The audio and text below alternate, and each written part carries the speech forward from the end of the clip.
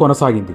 దేవతల నాశనం కోసం మహిషి తపస్సు చేస్తుందని గ్రహించిన బ్రహ్మ ఆమె ఏం వరం కోరుకుంటుందో అని భయపడి ఆమె ఎదుట పడలేకపోతున్నాడు. కానీ మహిషి తపోవేడికి లోకాలతో పాటు బ్రహ్మ శరీరం కూడా భరించలేకపోతుంది.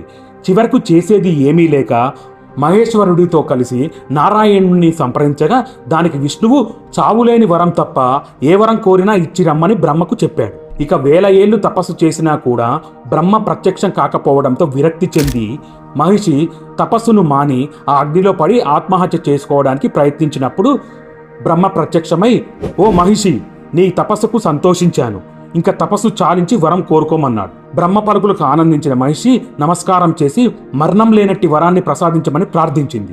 దానికి బ్రహ్మ, దేహము ప్రకృతి వలన కలిగినది కావున జనన మరణాలు సహజము, కావున దేహమునకు అమృతత్వము లేదు, అందుకే ఈ వరం ఇవ్వటం కుదరదు, బాగా ఆలోచించి ఇంకో వరం కోరుకో అన్నాడు.